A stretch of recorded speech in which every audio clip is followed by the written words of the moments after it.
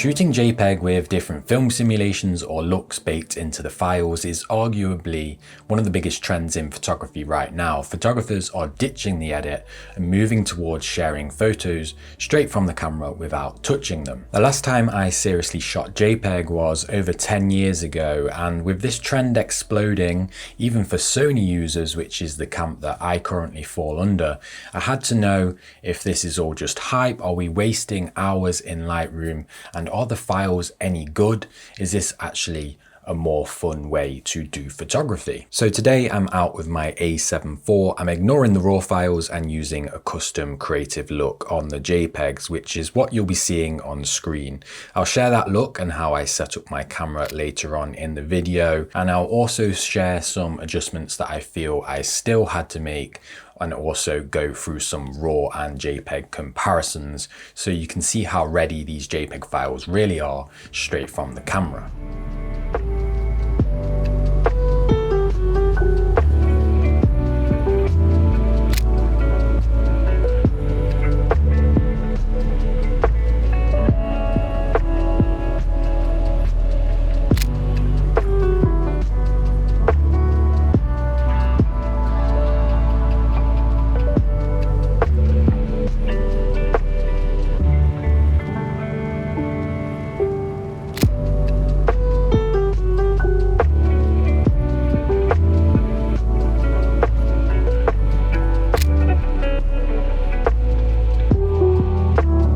So creative looks on Sony cameras are nothing new. People have been shooting with these looks baked into their JPEGs for a long time, and some of the creative looks have even been around for over 10 years. I've always used the black and white creative look on my camera to monitor the scene when I go out to shoot specifically for black and white, but I've never actually shot JPEG alongside RAW or shot color photos with a custom look baked into the files like I am today. But after very briefly using and making a video on the Fujifilm X100VI last month, my YouTube home feed started getting bombarded with not only film simulation videos, but also videos from Sony users using these creative looks in a similar way to the Fuji simulations on JPEGs in order to skip the editing phase or at least speed up the process a lot more. Now, I'm very much the type of person that likes to try something at least once when it comes to photography to see how it works for me and my workflow before I just straight out the gate say it's stupid or a silly way of working. And this goes across the full board when it comes to photography. I would never call another camera manufacturer or a certain camera rubbish or pointless if I'd never actually held it in my hands and used it for a period of time myself. So this is exactly why I wanted to make this video. But as many of you know, I also just like mixing it up, learning new things, trying new ways of working, and generally just having these days out where I try something a little bit new for a learning experience for myself as well, and also to keep things fresh in between working on bigger projects.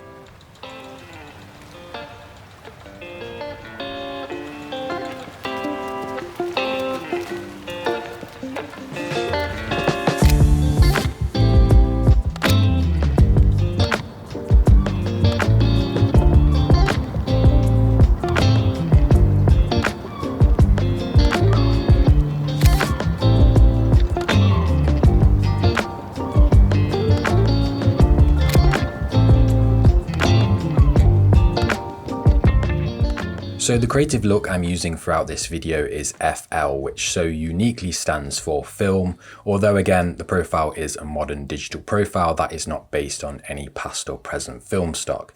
It does, out of the box, quite closely resemble a consumer budget film though. It enhances blues and greens and tones down other colours. The blues are the most noticeable shift, and I have to say, for me at least, they have an overpowering teal look to them. The tweaks I made to FL for this day of shooting were contrast +5, highlights -7, shadows -5, which I would later go on to realise was not really needed. Saturation +2, I also dropped the clarity to 0, and everything else was left as default. If I was going to shoot this profile again, I'd probably also dial that saturation right down because, as I say, out the box, this when you're faced with a blue sky or something very blue, it makes it really overpowering and really teal, as we will see in some of the example photos throughout this video. So I'd probably dial that saturation down, and I didn't really need the drop in shadows. Next, and this is really important, I dropped dynamic range optimizer into my FN menu.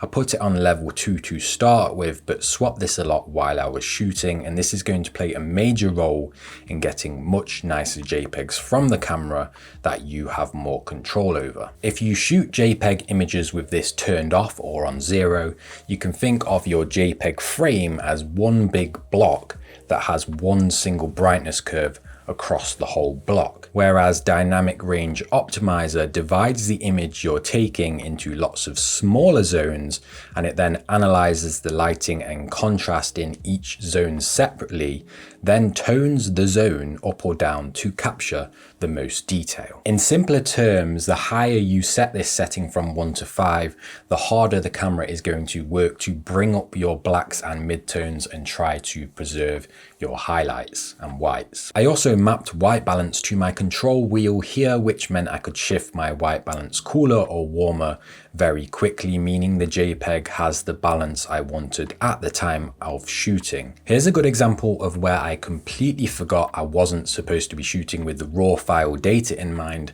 I massively underexposed a photo of Lupin, when in actual fact I should have boosted that D range up to brighten Lupin and the beach against a very bright sky in the background. Here I was simply thinking that I was shooting raw, exposing for the highlights in the background and forgetting that my JPEG would be just massively underexposed. Also, here's a good example of where I was faced with a scene that I should have quickly warmed my white balance up on to get an image that would have been more visually pleasing to me. But again, I forgot about the importance of changing these settings when you are trying to get the absolute best JPEG possible from your camera without touching the editing suite whatsoever. This particular example for me is just way too blue, way too teal, way too overpowering. It does very much have that kind of out the box JPEG look. Now and again, you might need to be tweaking your white balance, but I will be honest, a lot of the photos, I would say 90% of the photos throughout this video, were actually still with auto white balance because one, it was a grey flat day, so it wasn't changing that much anyway. And I also found that the camera was so good at, predicting what white balance was needed at that time for what I wanted, that I didn't have to change it all that much. But you definitely want this setting at fast access if you're going to shoot this way.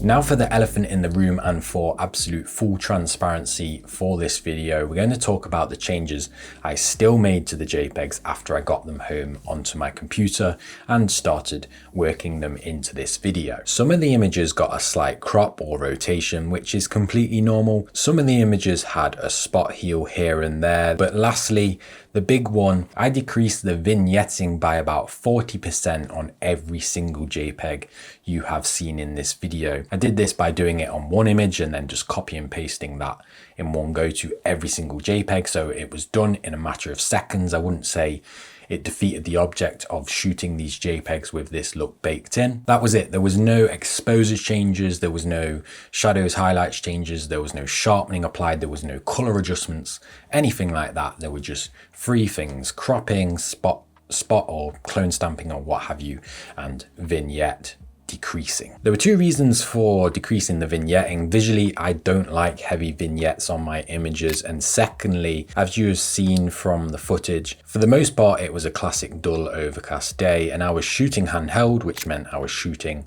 with much wider apertures than I would have on a bright sunny day, and when you shoot with wider apertures you get more vignetting. So I think the important thing to note here is these 3 changes that I made to the JPEGs are not changes I had to make the JPEGs salvageable or worth showing. They're just changes that I would make to any image regardless of how I was shooting, whether it was RAW or JPEG, because I feel like cropping, a bit of spot healing, and maybe some vignette decreasing are stuff that, you know, when you go out and you travel somewhere and you take photos that you really like, they deserve having that.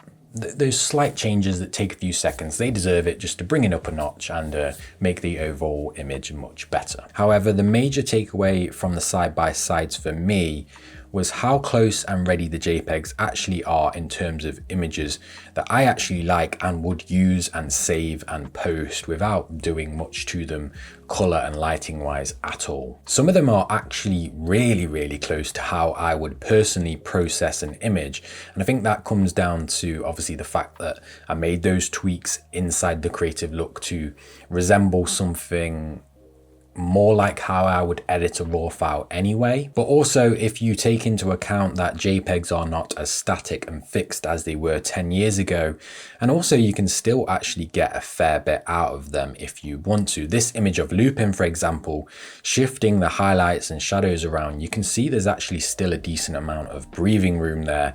Nothing like the RAW file, but good enough for a quick tweak if you needed.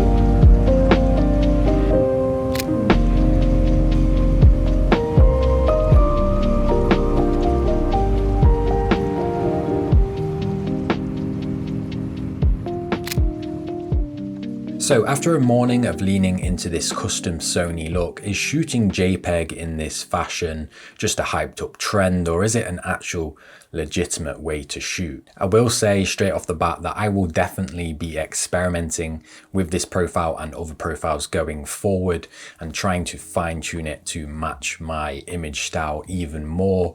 I'm actually quite excited to get out and start exploring this a little bit more. Seeing an almost finished image on your screen while you're still on location changes your energy quite a lot actually. It's quite inspiring, which is exactly why I've always used the black and white profile if I go out to specifically shoot monochrome images. The biggest thing I would say is that are obviously people out there that don't like editing at all, and there's people out there that want to maybe perhaps share and post images more often than they actually have time to sit at the desk and edit through all of their work. So it does really take the burden away from having a huge editing backlog.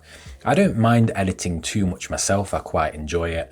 However, reducing time at the desk and the computer is definitely a goal of mine. I'd much rather be out doing more shoots than sitting at the desk editing. As mentioned, you can still edit the JPEG slightly. You've still got some breathing room there, and you are starting from a much better, much closer finished result than you are with a RAW file. That said, while I was experimenting, I actually built a Lightroom preset to mimic this look for the RAW files. So if you do really enjoy post-processing and you don't want to give up the data of a RAW file, that's the best of both worlds. You get the look in camera while you're shooting, which is really nice and inspiring, but you can then apply it quickly to a RAW and keep all of that non-destructive data. So that part to me reminded me that I still think that getting really good or being really good at post-processing is definitely still a much more valuable skill than perhaps being really good at building simulations and getting really good at shooting JPEGs from your camera. Because the issue is, I've heard stories before of people switching away from camera brands, leaving Fujifilm for you know, full frame, more professional camera, and then realizing actually the Fujifilm simulation, one of them in particular, what have you, was a real crutch, and they then start seriously struggling when they move camera brand. And you never really want your creative identity or ability to produce work be tied to something that a camera manufacturer does in terms of the look of the image. So if you can invest time in getting really great at editing and be able to handle any file across any camera in order to get the look you want, I think that is still a more valuable skill than being really good at shooting JPEGs, at least right now anyway. So would this be enough for me to stop shooting RAW? Absolutely not. For my projects and long-term work, I'll always want the RAW data for full control and future-proofing, but I can 100% see myself using this approach to shooting for family trips, personal works, or even quick turnaround jobs where the goal is styled photos without the desk time. At the end of the day, there's no right or wrong way to capture a memory. Sometimes the number one best way to do photography or capture a memory or create work is just to get it from the camera, from the memory card, onto your computer and finished and off into the world as fast as possible. So if this way of shooting allows you to do that, then so be it. I think it's a fantastic thing to explore and work with. So I'd love to know if there's any Sony users watching this video that has been looking at creative looks. Have you been using them yourself? Is it something you've thought about? Are there any camera users out there that are using a different brand that has something like this that you're really enjoying? Let me know in the comments, and thank you so much for watching. As always, I'll see you in the next video.